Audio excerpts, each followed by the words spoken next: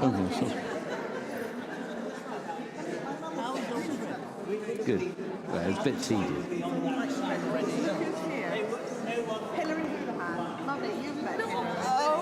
I mean, I haven't seen you since I was about 7 years old. But I hear that Sarah's been singing for years and years and years. Well, no, not for years and years. We sort of reconnected. Yes.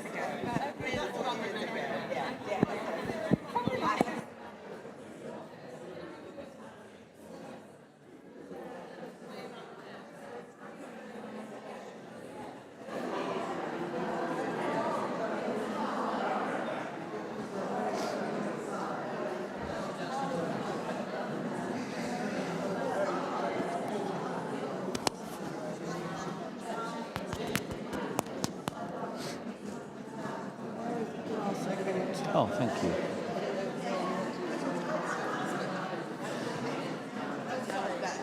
Sorry. It's hot water. No, don't be silly. Don't be silly. Oh, God, sorry, they're listening, aren't they?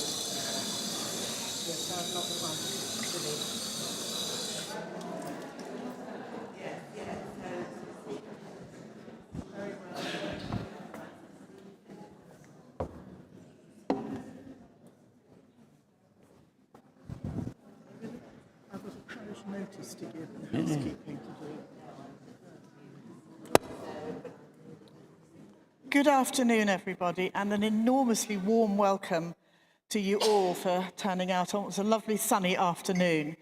I'm Sarah Cooper, and I'm the licensed lay minister here. And in a moment, I'm going to introduce my brother. But before that, there was a parish notice I forgot to give this morning. Sue, quick.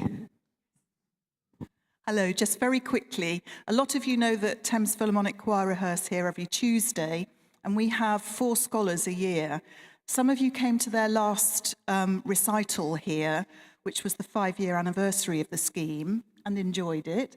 So I thought you'd like to know that there's another one coming up. This time it's Saturday night here, and you're all very welcome to come. It's free entry, and I know you'll enjoy it. It's a lot of lovely classical music. Thank you. May the 2nd. Yes, May the 2nd. So, again, a very warm welcome, and a particularly warm welcome to my little brother. But a few bits of housekeeping. We're not expecting a fire or a fire alarm, but if we have to leave for any reason, we can go out through the main door, or the side door is open this way. The loo is here. There are loos there, but there's an event going on next door, so we're confined to this one, I'm afraid. But hopefully you'll get home in time. Anyway, without further ado, let me introduce my brother, Nicholas, who is going to talk to us and tell us a bit about yourself. Thank you very much. So, thank you to my big sister. Thank you to coming out on a Sunday afternoon. Thank you also for, I know this congregation, when I was in Gaza on one of my many visits out there, when it was particularly tough out there, I know to get messages from your congregation, to know that you were praying for all of us who were working out there, meant a huge amount to us. So thank you for that, indeed. So I'm a surgeon. My normal job is I'm a cancer surgeon in Oxford, but apart from that, I've been going out to Gaza for many, many years. Since I think 2010 was my first visit. I went to the West Bank for several years before that. But Gaza's been my real thing that I've been doing for many, many years. And I'm going to talk to you about my experiences in Gaza. This is not a political talk. It's a humanitarian talk.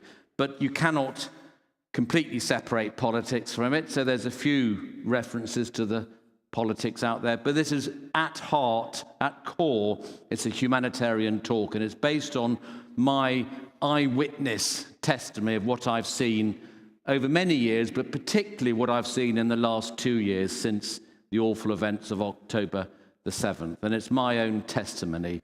I don't know if any of you have seen the World Press Photography Competitions. That picture on the left there won first prize in 2024. That's a picture of a lady holding her dead niece in a place called Jabalia, which is a refugee camp just outside Gaza City. And the picture on the right won first prize last year, 2025, and that's of a 9-year-old boy who's lost both of his arms. And I'm going to talk about many of the appalling things I've seen. But one statistic is that there are over 4,500 children who are amputees in Gaza now. Most of them one limb, but quite a few 2 limbs, some 3 limbs they've lost. Can you, first slide, please? So I'm going to start off by just doing, I've got 3 very short videos I'm going to show you with sound. And this is the first one, and it's me talking in Gaza. I was there last summer, and I'm going to talk a bit about the history, but this is just to give you a flavour of what it's like out there. So it's 10 o'clock in the morning on July the 19th last year. I'd been in Gaza for a few weeks at that stage. It was my 3rd trip out there since October the 7th. And I'd just come to the balcony outside the operating theatre complex.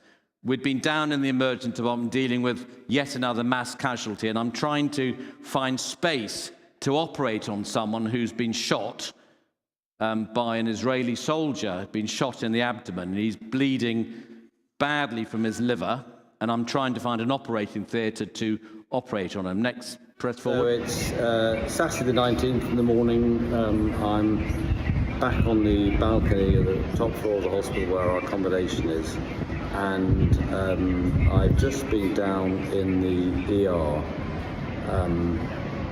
with a mass casualty that came in a few hours ago. At least 50 injured from mass shootings by the Israeli military at a food distribution point. 30 killed. It is indescribable down there. Dead bodies lying on the floor, dead bodies being removed by their families. In the resuscitation area, there was a young man, I guess in his 20s, intubated, being ventilated, but with half his face and forehead blown away and missing. So it's impossible to imagine he will survive. We were seeing someone who needs an immediate laparotomy for gunshot wounds to his abdomen involving the liver. He certainly got bowel perforations as well, a shattered right lobe of the liver. The operating theatres are all absolutely full at the moment with emergency operations. So we're trying to see whether we can get him moved to a field hospital for immediate surgery, but the prospects are not looking good, so he may just have to wait.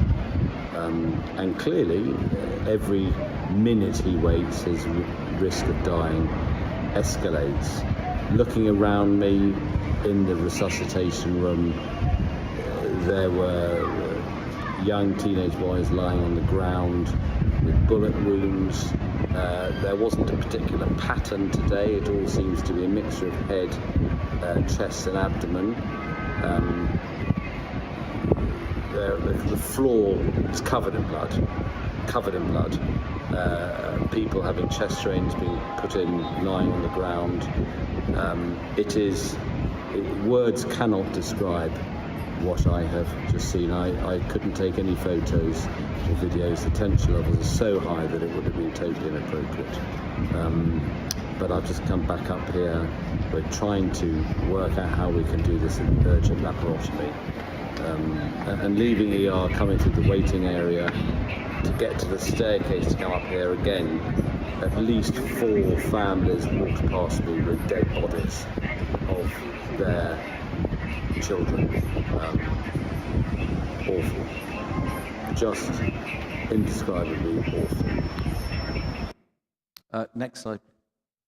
So we saw mass casualties like that almost daily, sometimes 2 or 3 times a day. And I'm going to talk about a lot of the things I saw, the sort of things which have never been reported in this country because our media don't report it, our government doesn't acknowledge what's going on. But I'm going to tell you a bit about what Gaza was like before October the 7th. And I call it normal Gaza. It's not normal by any standards of the Western world at all, but it's what Gazans have been used to for many, many years. It's what people like me who've been working out there have been used to for many years. Gaza, as you can see, is a very small country. It's at the bottom. It's bordered by long border with Israel, a short border with Egypt, and obviously a Mediterranean coast. It's 25 miles long, but it's one of the most densely populated countries in the world. Before October the 7th, it had a population of 2.3 million. It's a lot less than that now. The median age of 17, which means more than 50% of the population are children.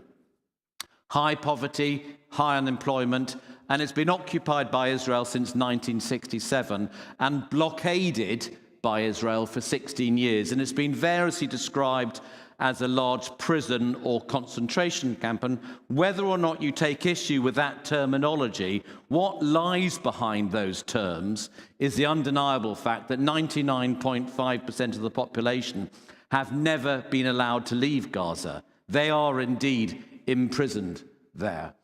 And for many reasons that you will understand, providing healthcare in Gaza has been a huge challenge for decades. The borders are closed, as I've just described. The economy has been almost completely disabled and certainly controlled by Israeli control. Permanent food, water, fuel insecurity, power cuts. Again, we're talking about pre-October the 7th. Power cuts, so sometimes we only had electricity for 2 hours a day when working there. So all the hospitals entirely dependent upon having their own generators and having their own fuel for those generators. A chronic shortage of drugs and equipment, and many, many denials of treatment referrals. What does that mean? Well, Gaza's never been able to treat everything. So I'm a cancer surgeon, so I've got a particular interest in the cancer services there. And they've never had linear accelerators, which are the machines which are used to provide radiotherapy. So they've never been able to give radiotherapy in Gaza. So anyone with a cancer that requires radiotherapy has to apply, or their doctors have to apply to get them out, either go to the West Bank or to go to Jordan or maybe to go to Egypt or even occasionally into Israel. But 1 in 3 of those referrals are denied. These are only for people with life-threatening conditions. 1 in 3 have been denied for many years. And if they do get agreed, then it takes on average about 3 months. So that 4-year-old child with a brain tumor needing urgent radiotherapy may well wait 3 months to get out if permission's given. And if permission is given, then 2/3 of them are sent out without any companions or family members. So again, that 4-year-old child may be sent out by themselves without a parent allowed to go with them. Next slide, please. So there are some important messages I want to give you, and certainly some myths I want to dispel. This didn't, of course, start on October the 7th. The events of October the 7th were utterly appalling. We can all acknowledge that. But this didn't start on October the 7th. It started many years ago. And I want to tell you about this wonderful man here, Hamis, who's one of my closest friends from Gaza. We've seen over the last 2.5 years some of the worst examples of humanity, what I've seen with my own eyes, utterly depraved acts of pure evil in my view. But we've also witnessed and seen some inspirational heroes, and I've been truly inspired by many of these people. And this man, Hamis, has been in Gaza for years. He got out about a month ago, and in fact, I saw him yesterday for the first time. Even when I was in Gaza, I couldn't see him because he was stuck in the north. So I saw him 2 days ago for the first time for 3 years. This photo was taken in 2010. You can see my shoulder there.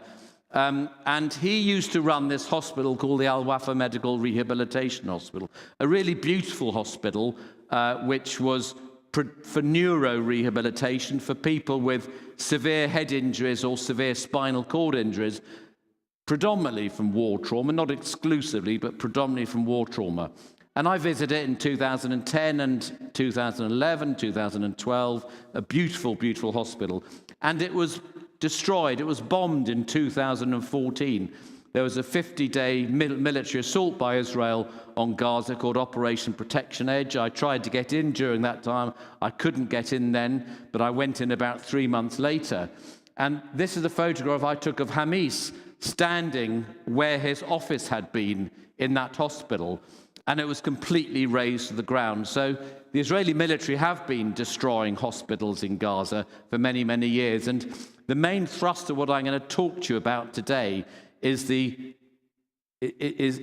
war on healthcare, the direct targeting of hospitals, the direct targeting of healthcare workers. Next slide, please. So I first started going out there to teach medical students.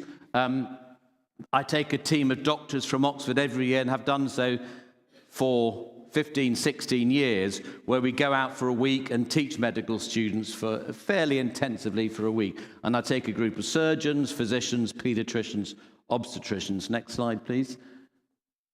And this is what we do. This is me on every morning we spend on the wards teaching medical students how to examine patients, how to take histories. We do some seminar-based teaching. Then we do some clinical scenario teaching. That's me on the left teaching. We got a member of the university dressed up as a trauma victim. We teach them how to resuscitate bomb victims. This is a colleague of mine on the top right teaching how to resuscitate newborn babies. The bottom right is a colleague of mine teaching about obstetric trauma. And we've been doing this for about 15, 16 years. And it's been a wonderful highlight for all of us every year. Next slide, please. I've also, concurrent with that, been going out separately to that with Medical Aid for Palestinians, which is a charity I've been intimately involved with for many years. I'm now the chairman of that charity. And I've been going out there to teach and to carry out, but mainly to teach major cancer surgery. That's what I do in Oxford, and helping them develop their cancer surgery services. And also I do a lot of keyhole surgery. I've been teaching them a lot of that. I was last there in May 2023 teaching cancer surgery. And indeed, we had our tickets booked for another week of cancer surgery in October the 21st. We were going to fly out. Just 2 weeks before that, of course, were the events of October the 7th. And their cancer services had really developed dramatically, and they'd actually built a standalone cancer hospital called the Turkish Cancer Hospital. And I cannot overstate what that meant for the cancer services in Gaza, having a standalone cancer hospital where all cancer was going to be treated, recognizing the need for subspecialization, recognizing the need for multidisciplinary working. It was a truly magnificent development for Gaza, that hospital. I was there in May 2023, and this is what happened to this hospital. That's the hospital there about 10 months ago. Next slide, please. Bam! That's it. So that's the Turkish Cancer Hospital, where I've been working a few months previously, again, completely destroyed. Next slide. So I was there in May 2023, just a few months before the appalling events of October the 7th. This is another profoundly inspirational person that I've grown to love and got to know very well over the years, a young surgeon called Sarah Al-Saka. She was a medical student I taught in Gaza years ago. She was the very first female ever to train as a surgeon in Gaza. She qualified as a consultant surgeon. She has been working there over the last 2.5 years as a surgeon, a truly inspirational figure. I've seen her every time I've been out in Gaza. And this is me about to operate on someone with stomach cancer in May 2023. And you can probably tell from the look on my face, I'm wondering what I'm doing there, as I've realized we've got none of the fancy tools that we use in Oxford. We have to make do using very, very basic instruments. But it went very well. Next slide, please. And then these awful events happened, and we can all acknowledge the terrible, terrible events. And since then, Gaza has been probably irretrievably destroyed. And I'm going to talk about what I've seen since then. Next slide. So this, I'm not going to give you loads of boring statistics, but this is just taken from the United Nations website just about, I think it was a week ago, on the 15th of April, day 921 since October the 7th. And you can see there the official death toll, according to the Ministry of Health of Gaza and the United Nations, is 72,344 killed directly from trauma. The Lancet, which has stood out amongst most medical journals of the world and actually told the truth and really reported what's going on, published a few months ago, that they've calculated, because there are many, many people buried under the rubble, whose bodies, including friends of mine, whose bodies have not been discovered. And the Lancet has calculated that the direct deaths from trauma is probably 50% higher, and therefore it's almost certain that over 100,000 people have been killed by the military assault. And then when you take into account the excess deaths, and you'll be familiar with the term of excess deaths from the COVID pandemic. Do you remember those patients who died of things other than COVID, things that weren't being treated? Well, there's been no cancer treated in Gaza for the last 2.5 years, or very little. There's been people not having treatment for their heart disease, their strokes, their kidney disease, their liver disease, their infectious diseases. And the Lancet estimated in July 2024 that the number of excess deaths was probably about 186,000, they calculated. That number was upgraded 6 months later to 220,000. Then it was upgraded in July last year to more than 350,000. There are now estimates that the number of excess deaths exceed 500,000, which is getting on for it's over nearly 25% of the population of Gaza. So even if that's an overestimate, between 10 and 20% of the population has been killed over the last 2.5 years. Next slide, please. Including people I knew, including friends of mine. On the left there is a young plastic surgeon called Dr. Ahmed Makadma, a surgeon I worked with in May 2023 when I was there. He's there with his mother. When the Israeli military left Shifa Hospital, having invaded it, having taken it over, the colleagues of mine who went back into the hospital found 300 bodies of healthcare workers, of patients who'd been shot. Many of them were handcuffed with their hands handcuffed behind their back. They'd clearly been executed. And these two people were there, Ahmed and his mother. They were both found by friends of mine. They were both found naked. They were both handcuffed with their hands behind their back, and they both had bullet wounds in the head. They'd clearly been executed by the Israeli military. On the right there is my kitchen in Oxford. You can see my wife there, some of my children, my daughter-in-law, and at the back there are two Gazan doctors, Inas and Maisara. They both got scholarships. They're both students I taught in Gaza. They both got scholarships to come out to Gaza about 8-9 years ago. Inas to do a master's at Leeds, and Maisara to do a master's at King's College in London. Inas stayed, and I'm going to come back to her. She's become a member of our family, really. Maisara went back to Gaza, and he went back to work as a doctor. And on November the 8th, 2023, he was killed. He'd got to know my family, got to know my kids. I used to know his family in Gaza. He was in his house on November the 8th with his parents, with his sisters. His new wife had just gone out. His brothers had gone out. And an Israeli F-35 jet, one of those jets which is still being supplied with parts by our government, despite what they claim is an arms embargo, one of those F-35 jets bombed their house and killed everyone in the house. Killed Maisara, killed his sisters, killed his parents. His brothers came back. They spent the next 48 hours searching through the rubble, looking for the bodies of their loved ones. And 48 hours later, another F-35 jet, again supplied with parts by our government, bombed them and killed them, leaving Maisara's wife as the sole remaining member of the family. When I was in Gaza for my second trip, post-October the 7th, I was with Maisara's best friend, Khaled, who I know very well. He works for MAP. And Khaled was telling me about the last conversation he'd had with Maisara 2 weeks before Maisara was killed. And Maisara had said to Khaled that he wasn't frightened of dying. And indeed, he expected to die. And indeed, I've heard many, many Gazans say they expect to be killed. They're not frightened of being killed, but what my Sarah was frightened about, what kept him awake at night, was the prospect of being killed and being left buried under the rubble and being denied a proper burial. So 2.5 years later, my Sarah's body is still buried under the rubble.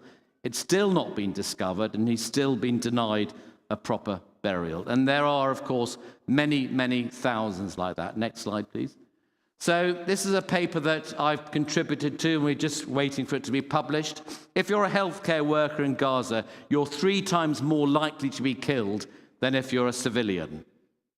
Now, healthcare workers are, of course, meant to be protected in war. To kill a healthcare worker is a war crime if they're in a hospital, but you're more than 3 times more likely to be killed than any other civilian. And 75 healthcare workers have been killed per 100,000 of the population in Gaza. The equivalent number in the Lebanon is 7, in Myanmar 0.3, in Ukraine 0.8, in Gaza 75, a grossly disproportionate number of healthcare workers being killed than any other war over the last few decades. Next slide, please. And let's dispel another myth, that they are protecting civilians, that the Israeli military are protecting civilians. 70% of the people I operate on were women and children. It was unusual to have young men coming in as victims. They did, but most were women and children. This picture on the right is a photograph I took in May 2023 when I was there. I was out there doing a week of cancer surgery, and halfway through the week, we witnessed with our own eyes the most sustained aerial bombardment that Gaza had seen at that stage, and it's been dwarfed by what's happened now. The most sustained aerial bombardment that they'd seen for 2 or 3 years. Bear in mind that every time I've ever been in Gaza, I've witnessed aerial bombardments. This was non-stop. The whole country was locked down. We were confined to our hotel. We were eventually evacuated by the United Nations. But during those 3 days, we were in the middle of this. We were in Gaza City. We witnessed, so Hamas weren't involved in that. This was Islamic Jihad, were firing rockets towards Israel continuously. Israel was bombarding them from the air. And of course, the Israeli Iron Dome defense system was trying to shoot down the Islamic Jihad rockets. So we witnessed this with our own eyes non-stop for 3 or 4 days. But what we witnessed, and the reason I'm telling you this, because we were right in the middle, we could see how sophisticated the targeting of the Israeli aerial bombardments were. We could see them taking out individual rooms, individual floors of buildings where they knew they were targeting particular individuals. So the collateral damage, the killing of innocent civilians, was minimized. And their targeting was so sophisticated, so good, they could do that. Look at that picture at the top left. That's what Gaza looks like now. You roll forward to the last 2 years, and we've witnessed, and again, I've seen this with my own eyes, the widespread, indiscriminate destruction of whole towns, whole villages, whole settlements, whole camps. There has been no protection of civilians. There has been, at the very least, indiscriminate bombing, and many would argue deliberate targeting of huge populations of civilians. Next slide, please. What about the children? Well, there's been more than 20,000 children killed in Gaza in the last 2 years. More than 40,000 children have lost one or both parents.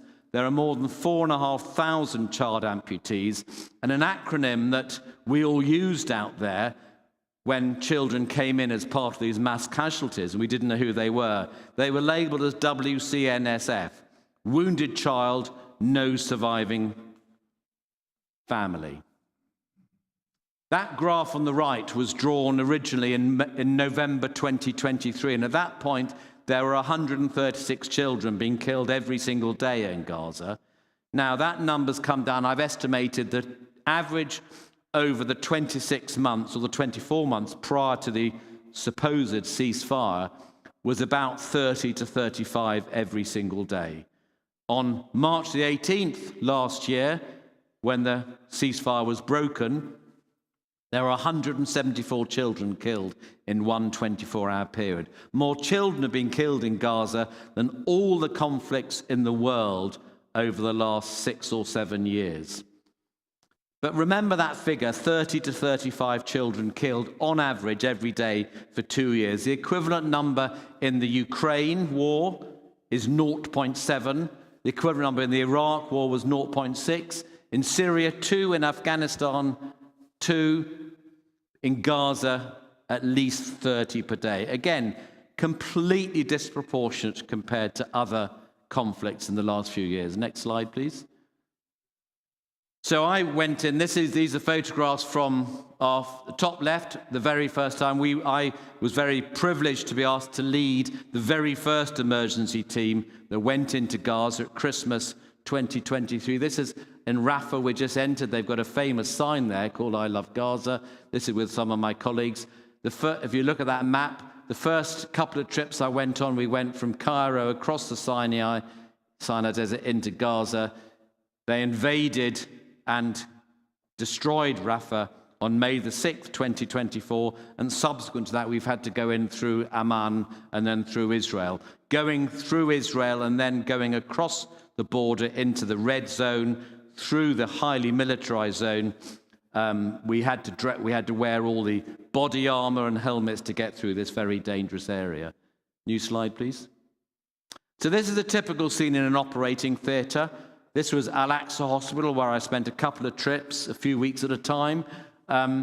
These were operations we were doing every single day, dealing with terrible explosive injuries with shrapnel. This was a patient who had almost his right lung destroyed. The shrapnel had gone through into his liver, duodenum, bowel.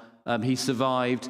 But this was a typical injury you saw from these missiles called fragmentation missiles, which is one of the commonest type of bombs or missiles used by the Israeli military.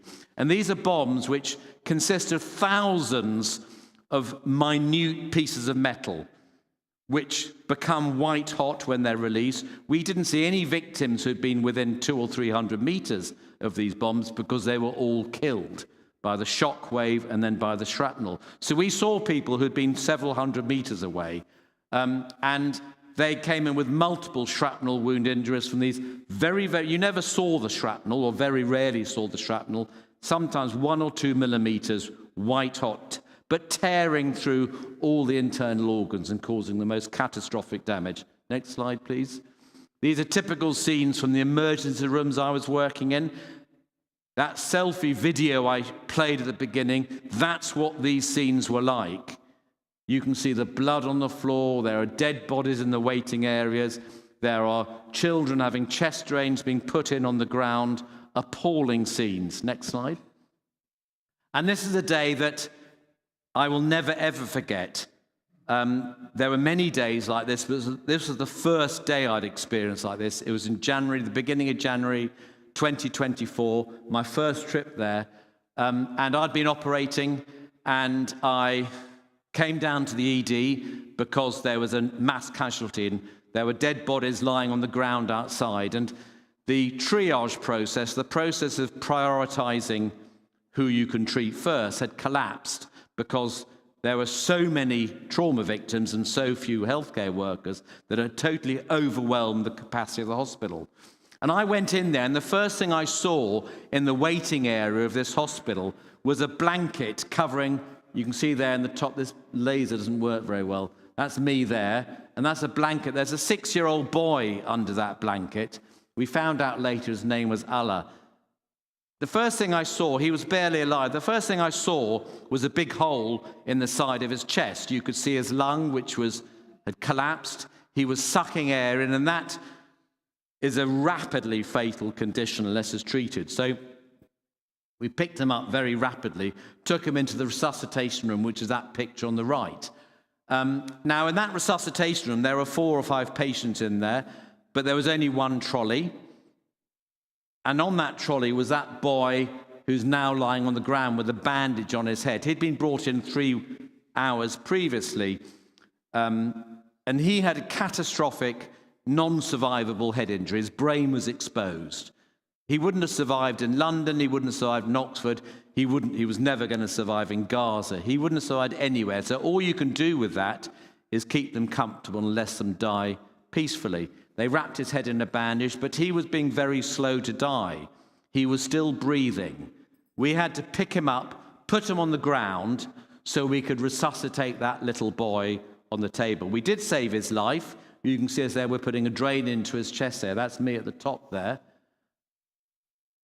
At the forefront is this girl. You can see blood on her face. That is Aya. She turned out to be the sister of Allah. They were the only two remaining members of the family that survived. Their parents were killed by the bomb that blew them up. She didn't have life-threatening injuries. She had a badly broken leg, and the leg was so badly broken that the bones were displaced, and they were stopping the blood getting down to her foot. So that foot was going to die unless that leg could be straightened before she could have definitive surgery. So that leg had to be straightened immediately.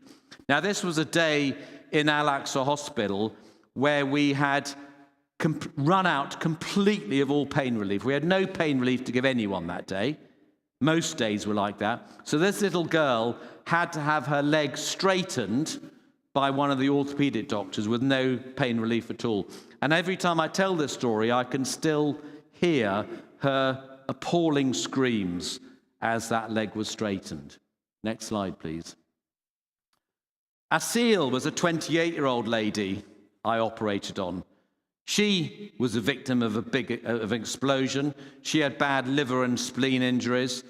I had to operate on her urgent, and again, she survived. One of her daughters came in injured, and one of the other teams operated on her. But we knew that one of her daughters had been killed. And the next day I went to see her, and she was awake, and she described to me how before she had these severe internal injuries, before she'd go with the paramedics into the ambulance, she picked up her dead daughter in 4 separate pieces to hug her to say goodbye before she was taken off to hospital. She described that to me in her own words. Next slide, please. So this is a paper which we have published last year in the British Medical Journal, which again has published well on what's going on in Gaza.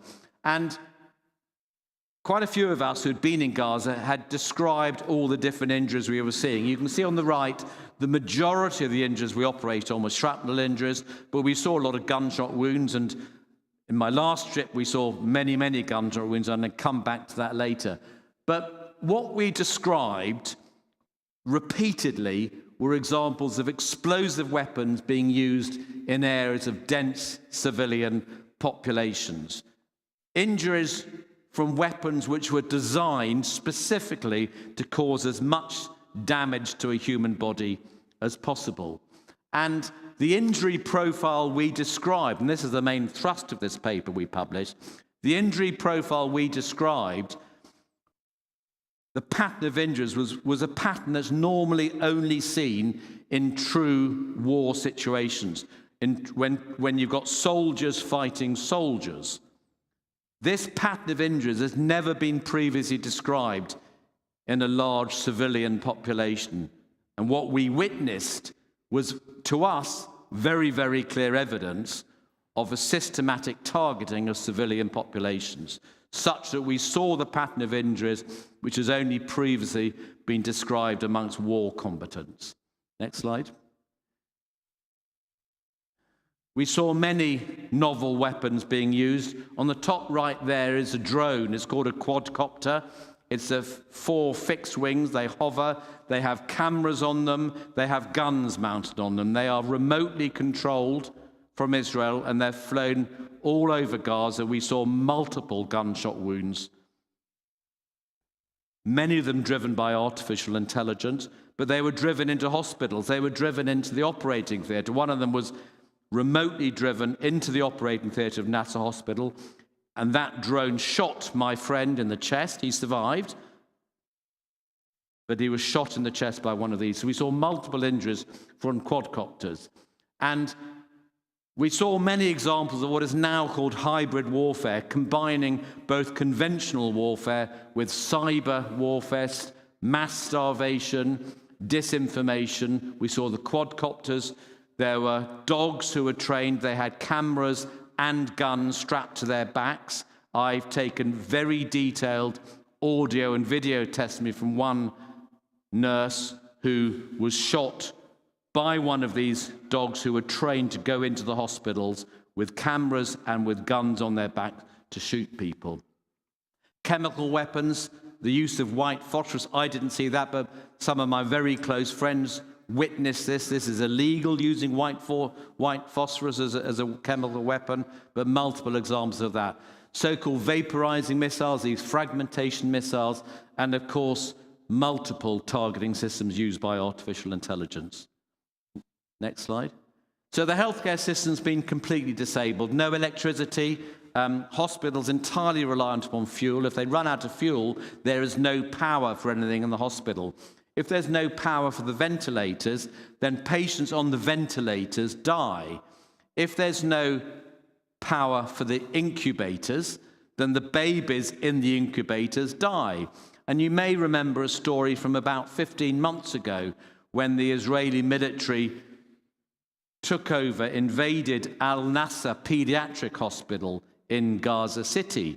And as the doctors and nurses were expelled, they said there are 6 babies, there are 6 neonates, 6 newborns in the pediatric unit who are in incubators. When they went back in there 2 or 3 weeks later, when the Israeli soldiers had left, they went to the neonatal unit, and those same 6 babies were lying there, dead, their bodies rotting, because they'd been abandoned and not treated. And there are many, many examples of those sort of situations. No drugs, no painkillers often, no blood products, often running out of surgical gloves, so surgeons having to wash their gloves in between operations. I spent 1 2-week period where we had no sterile drapes at all to use in the operating theatre. We had to try and make our own sterile conditions without having these sterile drapes. No wonder we got appalling infections. But the surgery by the local Gazan healthcare workers was really remarkable. Incredible damage limitation surgery. I certainly learned a lot. In a place I've got to, we don't see trauma, we certainly don't see gunshot wounds. So I learned a lot about war surgery. We could contribute all our expertise as well. So it was a very symbiotic relationship. The triage was outstanding. Their sense of futility, i.e., when there was no point treating someone because they had no chance of survival, was outstanding, far better than I would be able to do, perhaps because they were doing it all the time. Their resuscitation skills, brilliant, but of course the outcomes are very variable. We often didn't get the victims for 24, sometimes 36 hours because the Israeli military wouldn't allow the bodies to be released, the victims to be released. So if they did survive, they came to us with infection already setting in. Terrible infections, often a lot of soft tissue. That's a particular problem for the limbs where they lose a lot of the flesh and muscle, but we had patients with bad explosive injuries that we lost abdominal wall, we lost chest wall, so we had to work very closely with the reconstructive surgeons to try and save them. And of course, there were terrible resource constraints, so the outcomes were very variable. Next slide. Hospitals targeted. On the bottom left, you can see a picture of Shifa Hospital, which is an iconic hospital. It's the biggest hospital in Gaza. It's somewhere I've visited, worked in, taught in for many, many years. On the right is what it looks like now. It's been almost completely destroyed. They are beginning to work on the ground floor again now. But when they went in and destroyed these hospitals, they didn't just bomb them. They went in and systematically disabled every single department. They went into the laboratories, destroyed all the machines that do the blood tests. My friend, oh, sorry, can we go back, please? One of my friends, James, has got a photograph of, he was in the hospital, of the ultrasound machines all had their cables cut off at the machines, simply to prevent them ever being used again. They destroyed the sewage facilities, the water tanks, the gas supplies. In the top, in the middle of those three pictures, is NASA Hospital, where I was based my last trip when I was there for nearly 5 weeks. And that was bombed on August the 25th. It's been bombed several times, but it was bombed about 4 weeks after I'd left.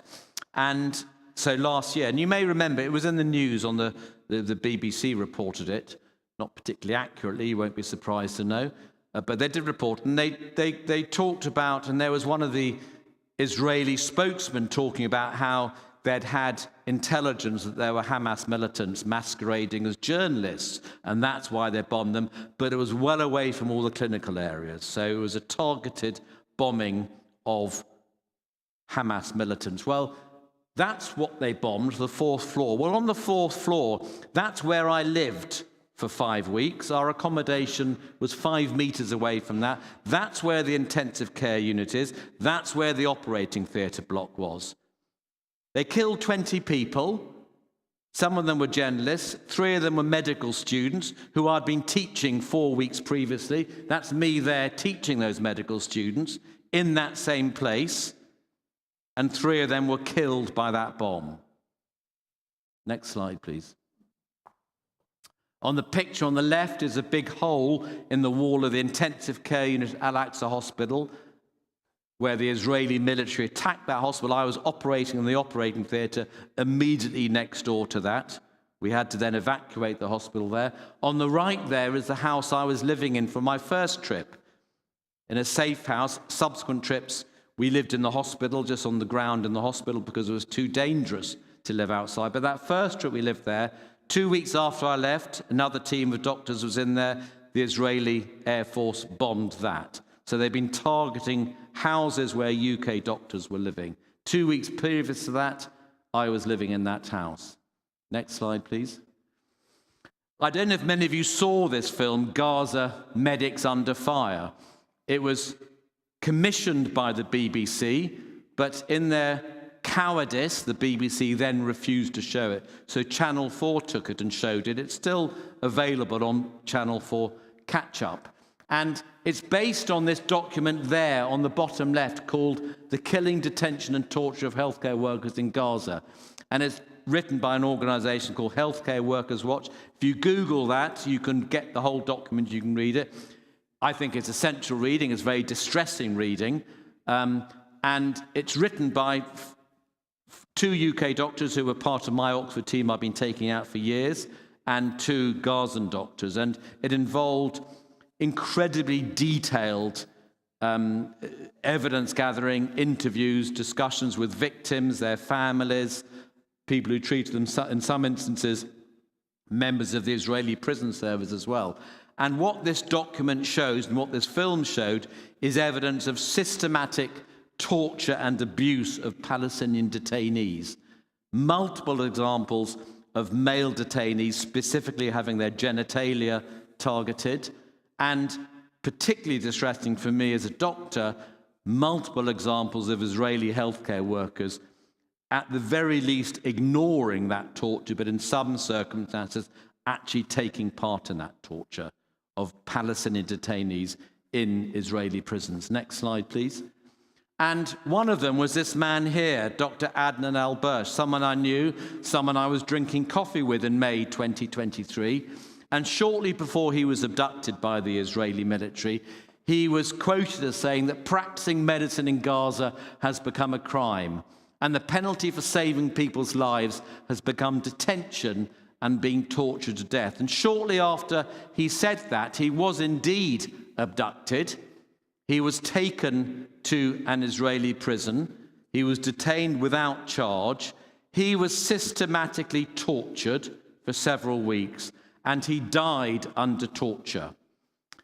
A Sky investigative journalist, and a lot of this talk is pretty brutal and it's very hard-hitting, and I'm going to tell you how he died, because a Sky investigative journalist interviewed fellow detainees who'd been in prison when they'd been released, interviewed some Israeli prison service members, and Adnan al-Bursh, a man I was having coffee with in May 2023, an iconic surgeon, he was systematically raped to death. For 2 weeks, Prior to his death, he was raped daily by the Israeli prison service and died. His body has still not been recovered. Next slide, please. And I won't read this out because it's too distressing to read it out. But these are all modes of torture which have been heavily evidenced and are available to read in that document. Some of the testimonies, I took 2 of these testimonies myself, interviewed, took audio and video testimonies. I've submitted them myself to the International Criminal Court, but all of this has gone to the ICC to be used as evidence. Next slide, please. So this is what Gaza looks like now. The north in particular, Gaza City, almost complete devastation. I don't know if any of you remember the Mad Max films, those pictures of that sort of post-apocalyptic landscape. I've driven through some of this. It looked exactly like this. The most appalling destruction. Next slide, please. So the latter part of my talk is going to be about the malnutrition. This was something we called out on our first trip. We were beginning to see it in January 2024, but my subsequent trips has got much worse and worse. And on my last trip, which was last summer, we saw the most devastating impact of the blockade of food, the forced starvation of the Gazan people, and the IPC, the Integrated Phase Classification, which is an independent body that looks at famine status, declared Gaza City in northern Gaza as famine status about 6 months ago. And even in the south, it was the last stage before famine sets in. And it was over, I think, 18 months ago that a United Nations official announced that Israel was using starvation as a method of war. And indeed, that is the main initial charge laid by the ICC against Netanyahu and Gallant when they were charged with this. And of course, this is clear evidence, and I'm going to talk about some of the evidence I've seen of the deliberate starvation of these people. Next slide, please. So malnutrition, and I'm going to apologize. I won't apologize. I'll give you a warning about some of the photos coming up because they're pretty gruesome, so do look away. But I think it's important you see what happens. Malnutrition isn't just about losing weight. It suppresses your immune system. It stops your wounds healing. So all those multiple internal repairs on the liver, on the pancreas, or the stomach, or the duodenum, or the bowel that we do, they may well fall to pieces because the tissues don't heal. You then leak all these bodily contents into the abdomen, causing terrible infections and leading to a much higher mortality rate than you would normally expect with these injuries. And of course, not only are they coming in profoundly malnourished, but we had no nutrition to give them in the hospital. So they get worse, they spiral, and things get worse and worse. Next slide, please. So these are the sort of things we saw, how thin they were. These are awful abdomens when the whole abdominal wall disintegrates, the bowel is exposed, multiple leakages from the bowel. That top right, a young 11-year-old boy I operate on, profoundly malnourished. His whole abdomen burst open, his bowel was hanging out.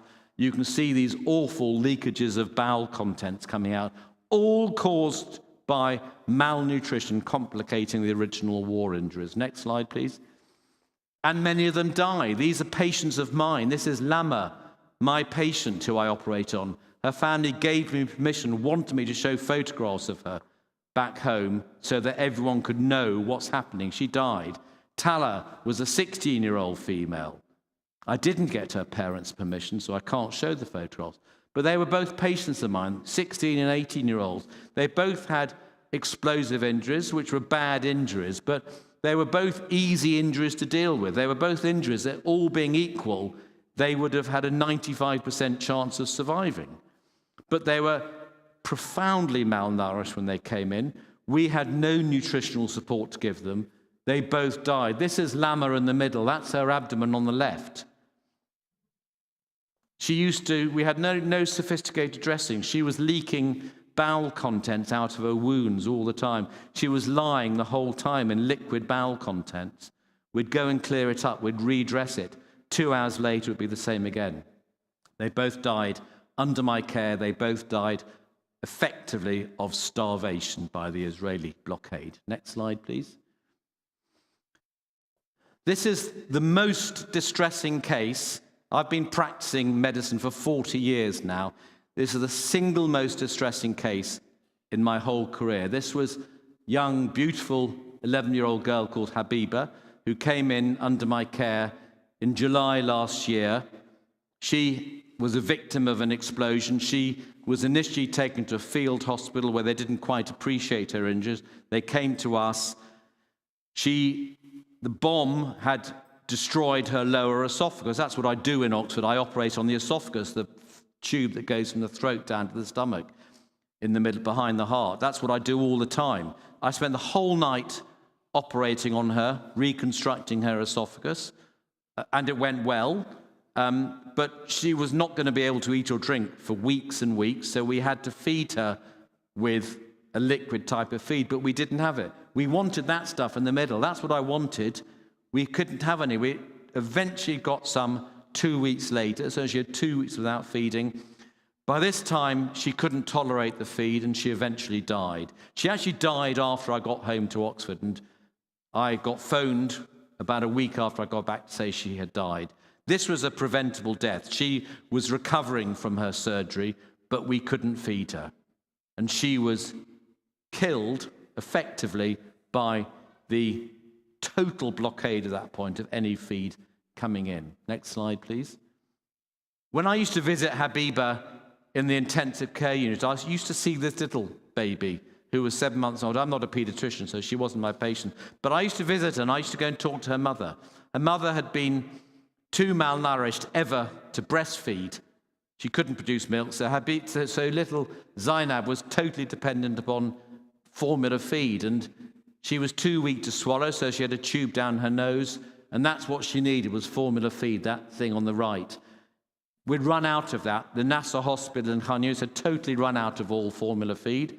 She was being fed with 10% dextrose, which is of no nutritional value at all, so she was effectively dying of starvation. She died 2 or 3 weeks into my stay there. She died exclusively of starvation because there was no formula feed. 4 days before she died, some American doctors came in to join us, and we'd got messages out to them saying, please try and bring in some formula feed. So they packed their luggage. They bought formula feed in Jordan. They packed their luggage with formula feed to bring into Gaza. And at the border, the Israeli border guards took every single container of formula feed out. They didn't take anything else. They took just the formula feed. None of it came in. Zainab died, as did many other babies. Next slide, please. We had many successes, of course. We did. This was another Habiba who was there at the same time. She was is a 13-year-old girl. She's 14 now. She came in as a victim of a bomb explosion. She had no recordable pulse, no recordable blood pressure when she came in. She'd bled out almost completely, but we resuscitated her. She had a severe injury to her inferior vena cava, which is the main vein going to the heart, and we repaired it, and she survived, and that's her going home on day 6 or 7. Next slide. So I'm going to finish up by telling you about the Gaza Humanitarian Foundation. You may have heard of this. This is an obscenely named organization created as a collaboration between the US and the Israeli government. They banned UNRWA, which is the United Nations organization, from distributing food. They were responsible for all the food in Gaza. They were banned. They were replaced with this crowd. And I first became aware of them on my 4th or 5th day on my most recent trip to Gaza, when I was called to the operating theatre by one of my Gazan colleagues to say, could I come and help, because they had a 12-year-old boy on the operating table who had been shot by an Israeli soldier, and they couldn't stop the bleeding. I went up to help, and I couldn't stop the bleeding either. His clotting had gone completely wrong. He died on the operating table, this 12-year-old, from a single gunshot wound to his aorta, and he died. And they said, oh, we're seeing a lot of these now. These young boys are being shot at the Gaza Humanitarian Foundation food distribution points. And on the next day, on the top and the middle, that boy came in. He was a 14-year-old, shot in the abdomen, the liver. I operated on him. On the top right, you can see multiple sheets on the ground. They're covering the bodies of dead young teenage boys who've been shot at these food distribution points. The boys were sent there by their families because they were the strongest members of the families. They were all starving. They were the strongest and sent to get food for the rest of the family. I never went to these sites because I was in the hospital. We were never allowed to leave the hospital. But Gazan healthcare colleagues of mine would go there to get food for their families and witnessed the Israeli soldiers shooting these boys indiscriminately. On the bottom is a young 15-year-old I operated on. That's the kidney I removed. That's the bullet I removed, which had shattered that boy's kidney. Next slide, please. And what was particularly distressing, if it could be more distressing, was not only were they being shot, but there seemed to be targeting different body parts on different days. One of my ED colleagues there told me about one day when they had 19 young teenage boys admitted, all of whom had been shot exclusively in the head or neck, nowhere else in the body at all, just the head and neck. Another day they come in exclusively with chest injuries, another day with abdominal injuries, another day with arm or leg injuries. On one day, the Saturday evening before I left Gaza, 4 days later, they all came in having been shot in the testicles, nowhere else, just shot in the testicles. I saw this with my own eyes. And the pattern of injuries was so striking, the clustering, that it was inconceivable this could have happened by chance. And it seemed to us like there was a game of target practice being carried out. Right, we're going to go for the head tonight, the neck tomorrow, the abdomen on Friday, and on Saturday we're going to go for the testicles. But they were shooting a lot of women as well. This was Shaima, a 26-year-old lady I operated on, 3 months pregnant in Al-Mawasi. She was in a tent. It's not really a tent, it's a makeshift tent. She was resting because she was 3 months pregnant.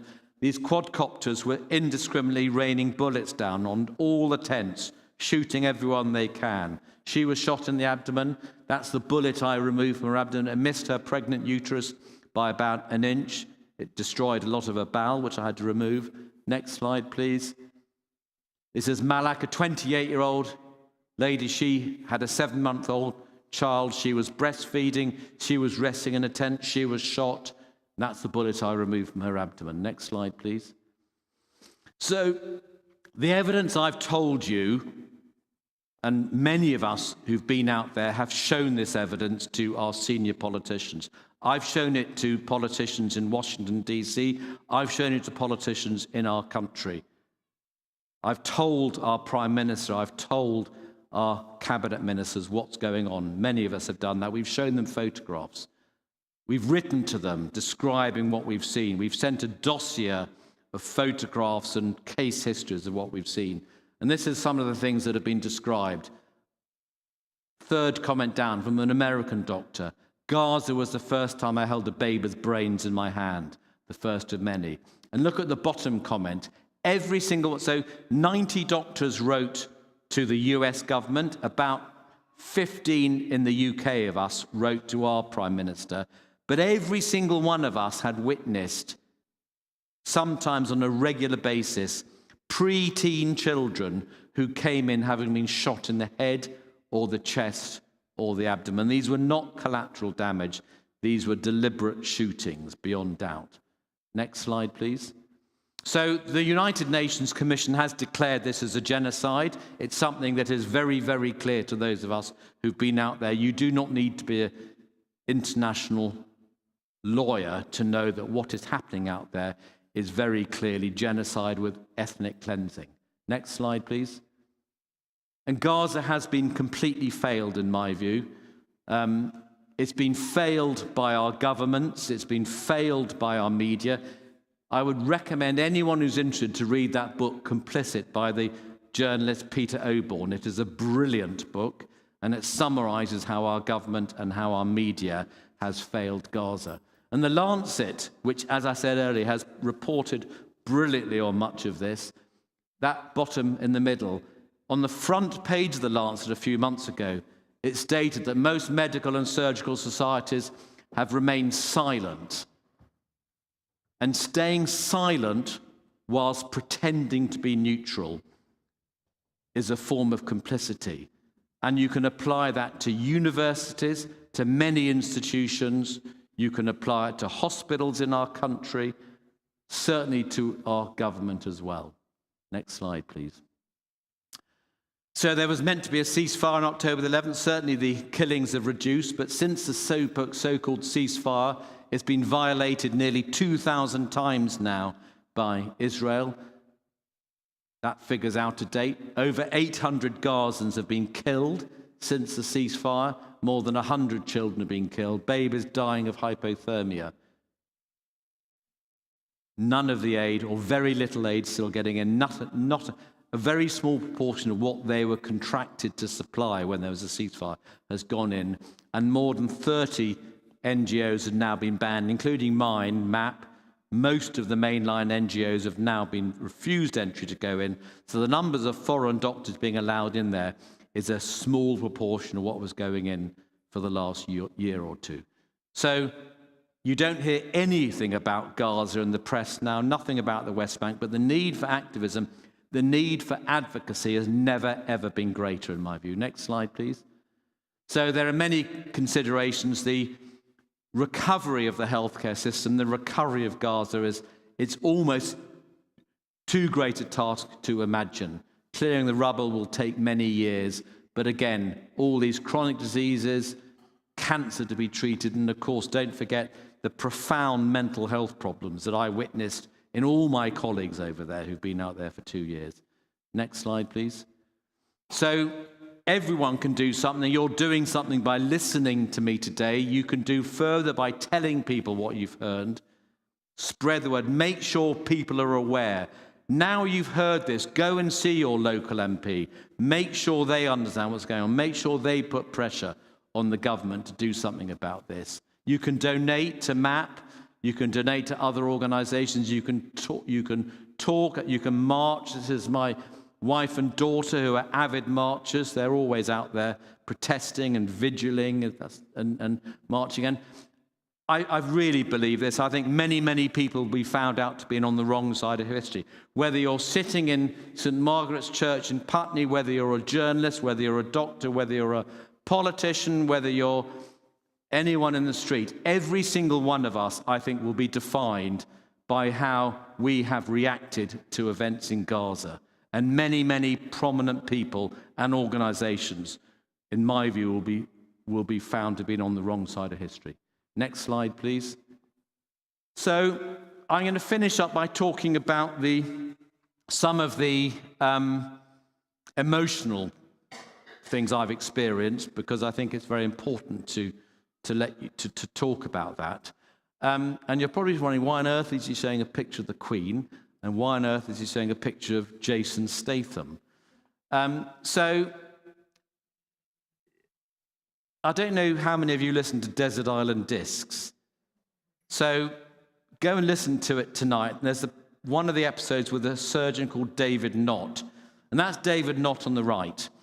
It's a brilliant episode of Desert Island Discs. David Knott is a proper war surgeon. I am not a war surgeon. I'm a cancer surgeon who finds myself in Gaza.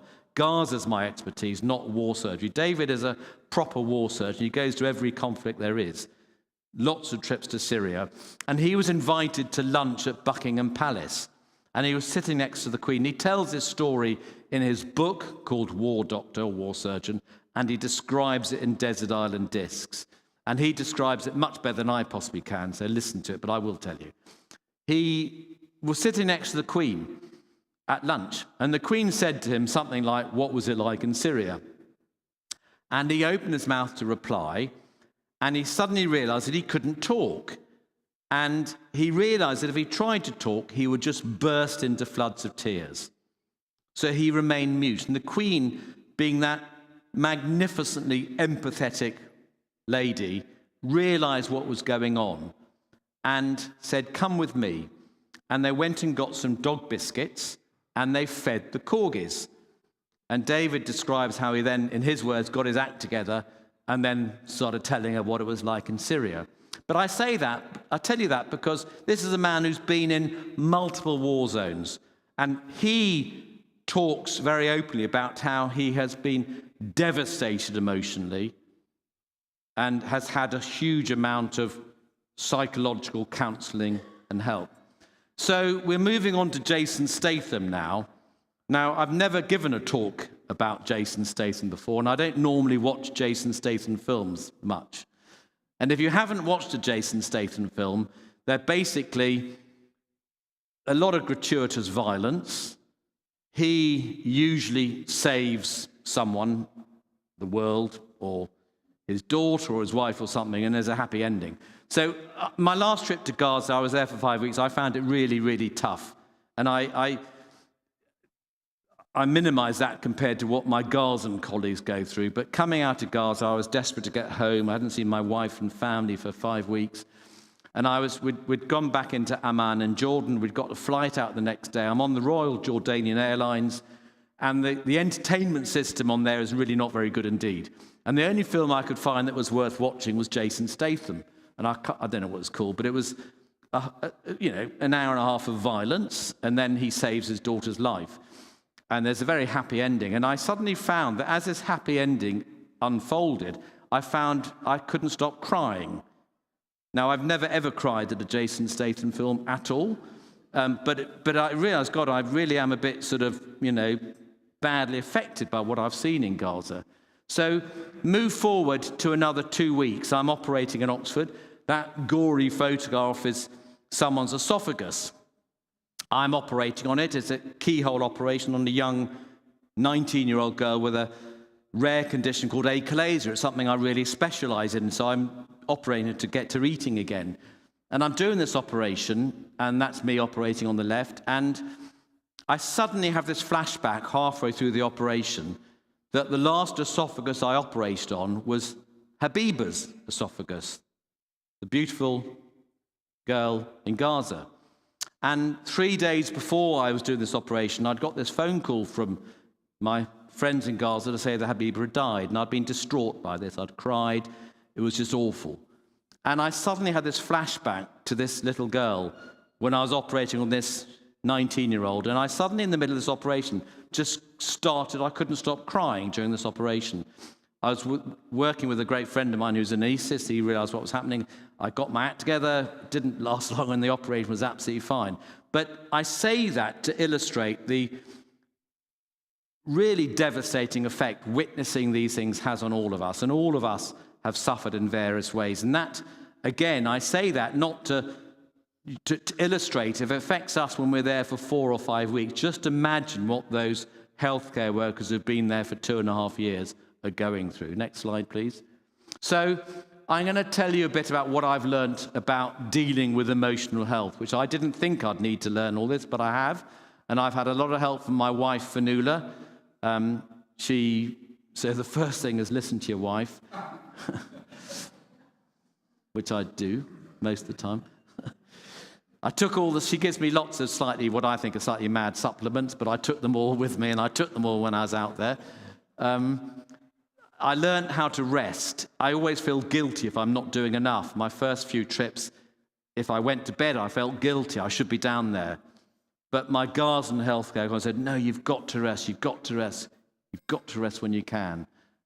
We used to talk all the time about the terrible things we were seeing. We'd share our horror stories. Many evenings we'd be there crying together over the things we'd seen. And you have these incredible emotions when you leave, this real complex mix of emotions. You feel intense relief that you're getting out, you're getting home, you're seeing your loved ones again, you can't wait to get home. You feel immense sadness, and all of us were crying as we said goodbye to our friends, realizing our friends might be killed. We may not see them again, realizing our patients may not survive.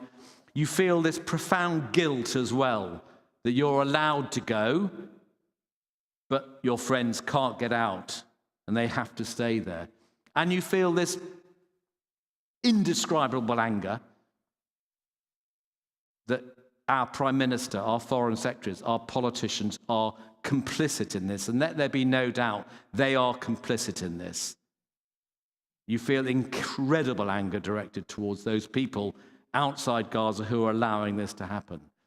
And you start planning a return. And what does everyone do? Everyone gets professional help. I've seen someone regularly in Oxford, a psychologist who specializes in people who've been in war zones, and it's been an enormous help. And of course, my wife has been an enormous help. And of course, it's benefited me going to that place on the right, which is in Southwest Ireland, where we spend a lot of time. So next, and so this is the day I left Gaza, and this is another little selfie. I want you to listen to what was going on in my head as we just said goodbye to all our friends. Thank you. We're back at the guest house early on Tuesday morning. They had to evacuate the other guest house, so they've got 6 families now living in this place. We're just here to transfer luggage into another car, and we're going to the Optra guest house. Huge emotions leaving NASA Hospital. Very emotional saying goodbye. I feel very emotional now, actually. I don't know what to say, really. Very emotional saying goodbye to everyone. Tears. God willing, I'll see them all again. I can't wait to get home, but terribly sad to leave here. Terribly sad to leave my friends, my patients. Oh God, anyway. Crazy emotions, they really are. Anyway. Next slide, please. So what have I learned from this 2 years, 16 years? I'm in no doubt I've been witnessing on a daily basis war crimes. I'm not a politician. I've got no agenda to play here other than that I'm a humanitarian. I've seen clear evidence of genocide. I don't need to be reminded as my core duties as a doctor, but it's worth reinforcing that we all, whether we're doctors or medical institutions, have an absolute fundamental ethical obligation to uphold human rights, to protect lives, condemn acts of violence.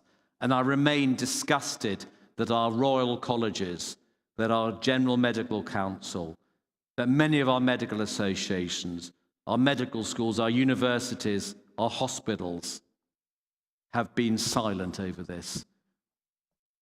I've learned a lot about triage and futility when not to treat people, damage limitation surgery. I've learned how to cope not being in the United Kingdom, not being in a healthcare service where we have what we want, and perhaps realizing that you don't always need what you think you need when you're trying to save lives. Next slide, please. So I'm going to finish. These are literally a couple of slides on a happy note. So this is what I call my Gazan family in Gaza. So that's Inas on the bottom left. I showed you Inas in one of those earliest photos. She came out as a doctor. I taught her as a medical student. She came out as a doctor. She stayed in England. She's now training to be a dermatologist. She could never go back to Gaza. She didn't see her family for years. I would go back and see them every time I went to Gaza. They became my family there. She came and lived with us for a while. She became a member of our family. And that's her parents, the bottom right. That's us on the top right, eating with her family. That's her nephew, Omar. It's his birthday. I was there when he had his birthday. That's a present that Fanula had sent Omar to celebrate his birthday. Next slide, please. When Inas fell in love with another Gazan person who escaped from Gaza, she got married in Oxford.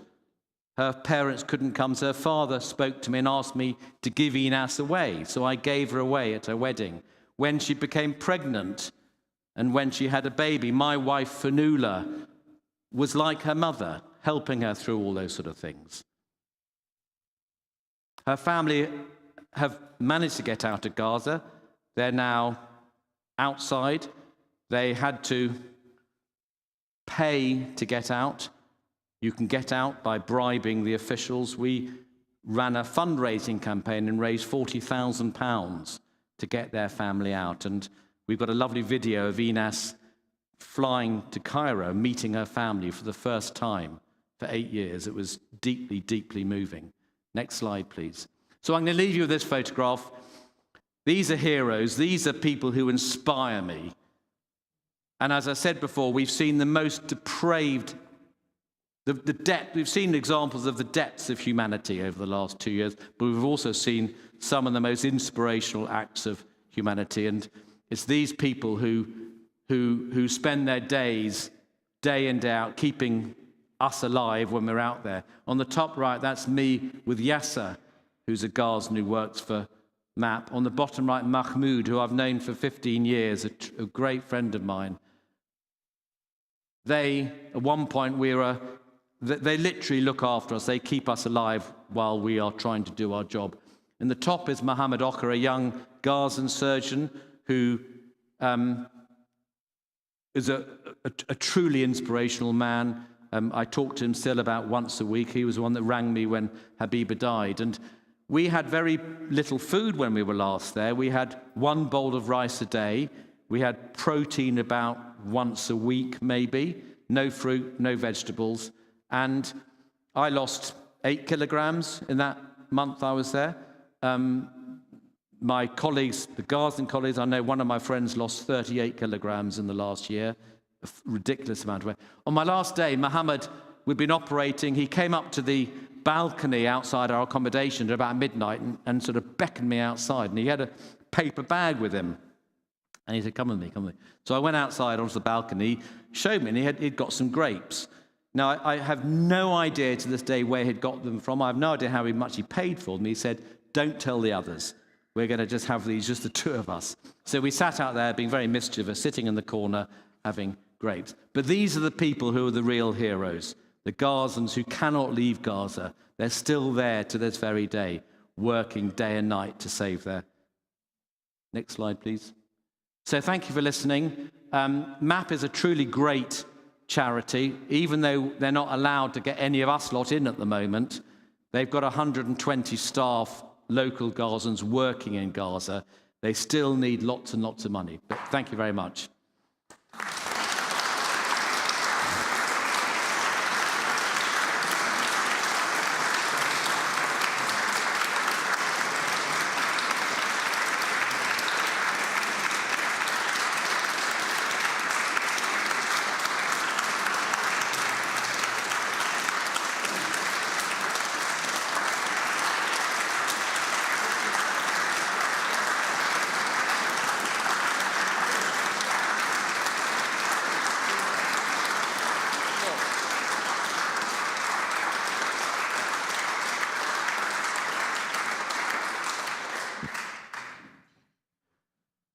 I don't quite know how to follow that.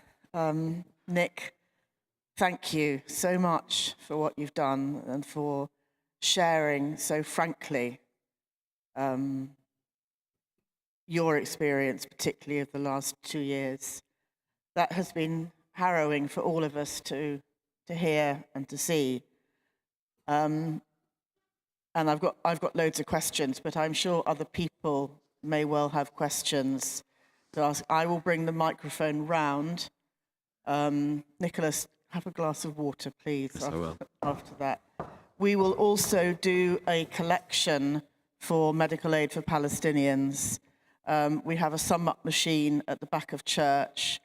It doesn't really matter what you click on there because it asks you what you're donating for, because we will know the time of it. So any money donated today will go straight to medical aid for Palestinians to support the work of these heroes that Nicholas has talked about. So questions? But we are streaming this on YouTube and filming it, so just so that people can hear it. Can I ask a personal question, really? What on earth are the Israelis trying to achieve? So I don't know. I can only speculate. What I've seen, this is a bit when I do stray into politics a little bit. I'm very clear in my mind. This is part of a plan to ethnically cleanse Gaza. I don't think this is nothing about neutralizing Hamas, which is what they claim. I think this is all about ethnically cleansing Gaza and taking it all over themselves. Or getting them to leave. And this is why I think the very deliberate targeting of the healthcare system and the healthcare workers, and again, I could give a whole separate talk, further hours talk about this. They've targeted the majority of the senior medical leaders in Gaza. So many of the senior medics have been killed. I think it's part of a deliberate and they've destroyed the agricultural system, the educational system, the religious system, the fishing industry, the desalination plants. Their aim is to make it uninhabitable, to force as many of them as possible to leave. And I think that is still their deliberate aim. They've got the majority out of, 1.9 million of the population have been displaced now. Northern Gaza, there's very, very small numbers of people living there. So I think the aim has been to get them out, and presumably into Egypt. Yeah, can you explain why the BBC is so silent on this? Forget the politicians because they've always got an agenda. But why is the BBC not reporting the horrors, in your opinion? Again, well, yes, it'll be speculation, but so I'll clarify. I've met many BBC journalists who have been heroic, in my view, who have been, trying their best to get these stories out, and they're being thwarted by their senior editorial board. I think some of it's cowardice. I think they're petrified about being called anti-Semitic, and I think that accusation has been weaponized now. So a lot of it is due to that. But I think there are, I don't know, one can speculate. I think there is a lot of Zionist influence at the top of our institutions.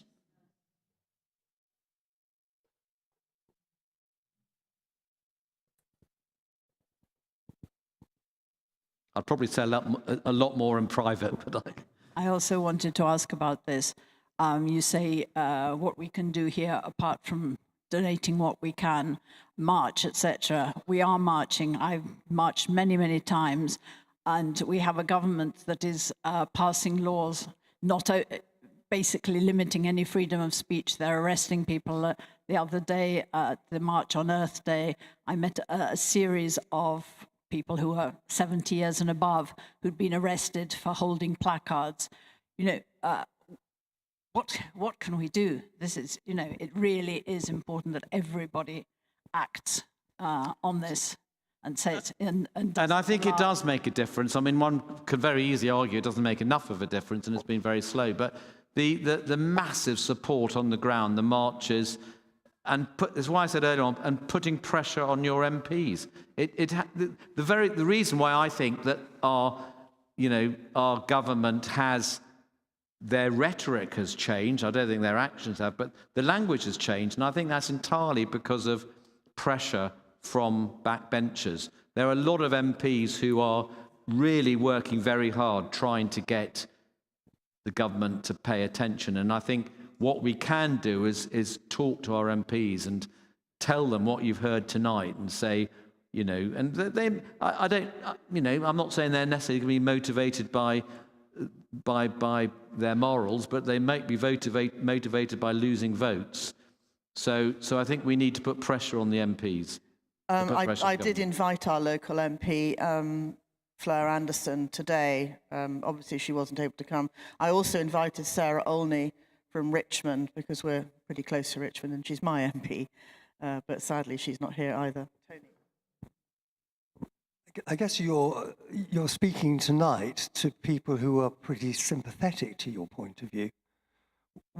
How do you judge that, firstly? But secondly, have you ever faced hostility when giving a talk like this? And if so, where, and how did you deal with it? A very occasional hostility. I do a lot of talk to big medical audiences as well. So occasionally there, I've been accused of lying, not face to face. I've been accused of lying online on several occasions. I've ignored those sort of claims. I think people who I present it from a humanitarian perspective, and the vast majority of what I've told you I've witnessed with my own eyes. Not all of it, but it's either me or close friends and colleagues whom I trust, who I've known for many, many years, trustworthy.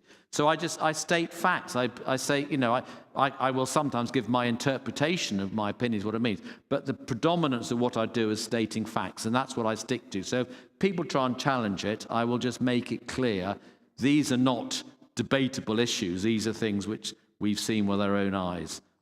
And I try and educate people, make them aware.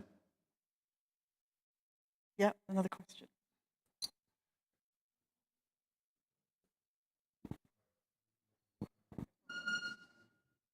I was just going to say, what an extraordinary irony that the Israelis are meeting out on these poor Palestinians when less than 100 years ago they suffered the Holocaust. And you'd have thought on a humanitarian level they would have learned something. Agree.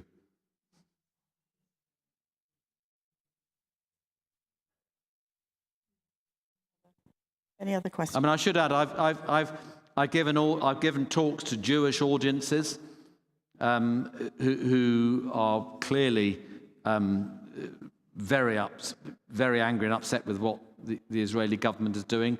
I've met many. I've done a lot of marching. I've met many Jews on marches who are extremely sympathetic to what's going on in Gaza. So this is being driven by an extreme right-wing ideology in Israel at the moment. And here.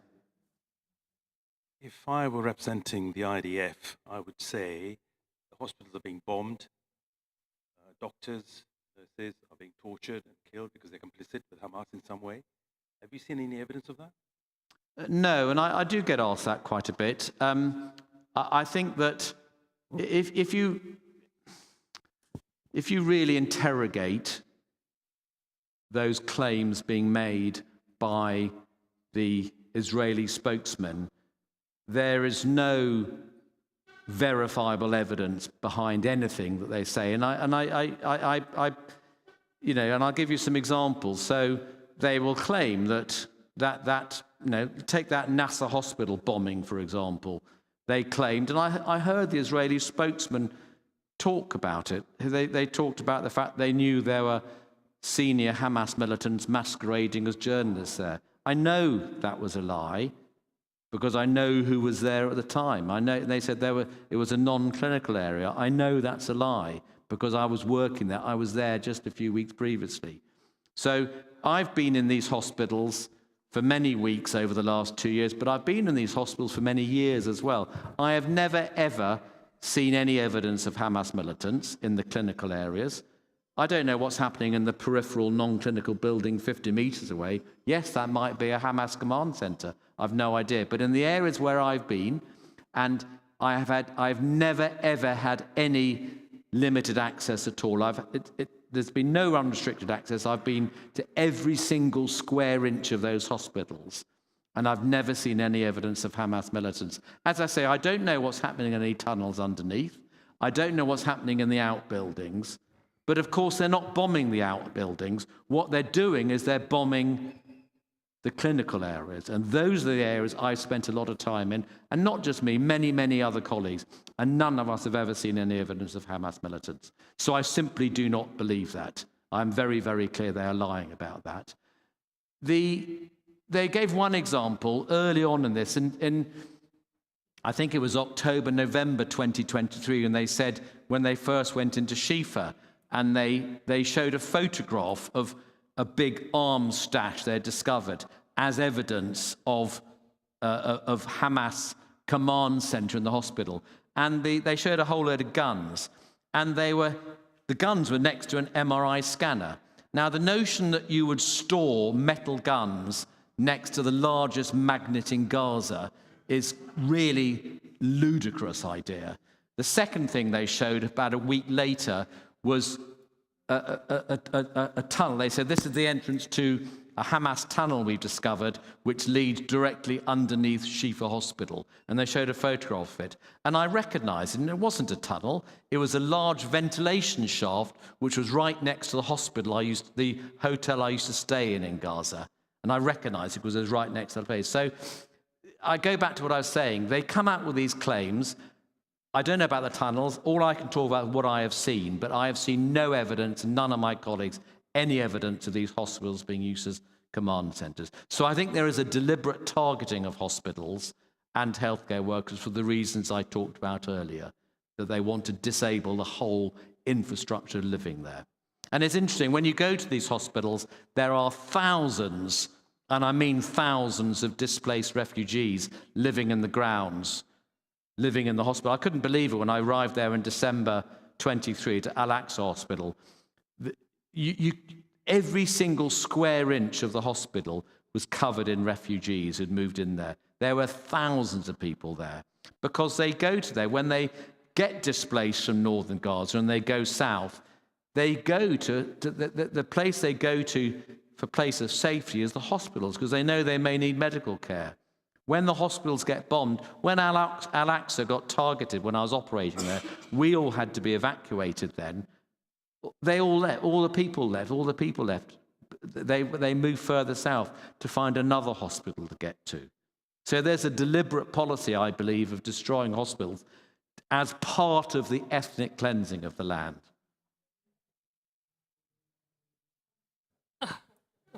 Professor, thank you very much for your advocacy. I hope I don't get emotional about the situation.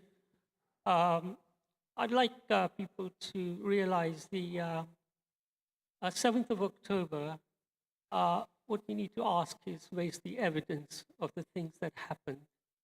And also my concern is for the West Bank and Lebanon, because we don't hear much from there in the media, but certainly there are signs of similarities happening there. I thank you so much for what you said today.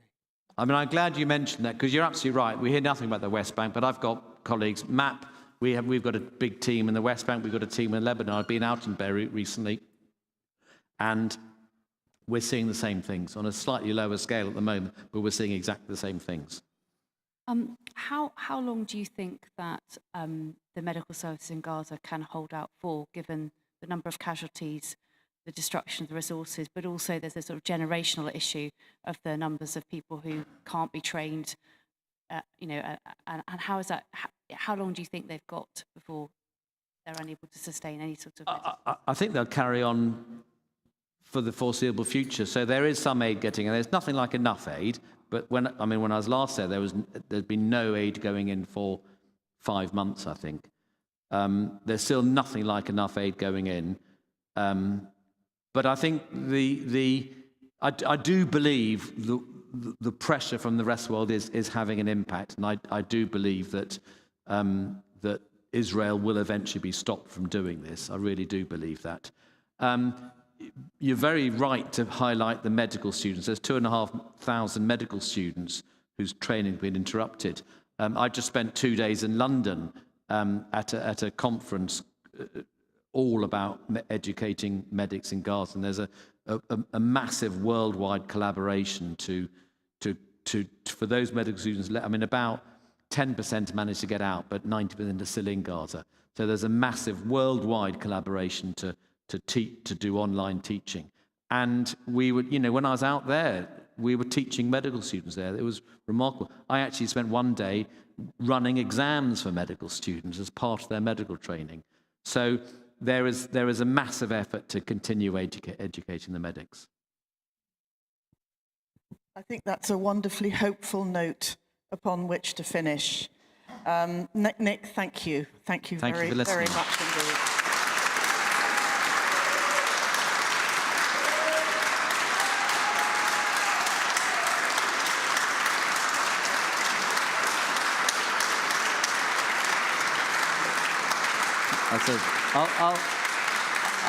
I would again just like to thank my big sister, but I'd like to thank St. Margaret's Church congregation, because I'll just repeat what I said earlier. It was very heartwarming to me, and I used to pass the messages on from your congregation to my Gazan colleagues when I was out there, saying that there is this church in Putney that is praying for you. And it meant a huge amount to them. So thank you to all of you, indeed. Well, I think that is something that we continue to do. We need to pray. And it seems timely to advertise it, but in 25 minutes on Facebook, there will be evening prayer from St. Margaret's. It's online tonight. But I urge you to go to our Facebook Facebook page later to join Anne East, who has sneaked out to go home and lead it online. But all those prayers continue for all your colleagues in Gaza, Nick, and for you, for your continued recovery from the trauma you've had to witness, but most of all for Gaza. Thank you. Thank you very much, all of you, for coming this afternoon. And there will be a collection for medical aid for Palestinians. If I can race to the back with the collection plate.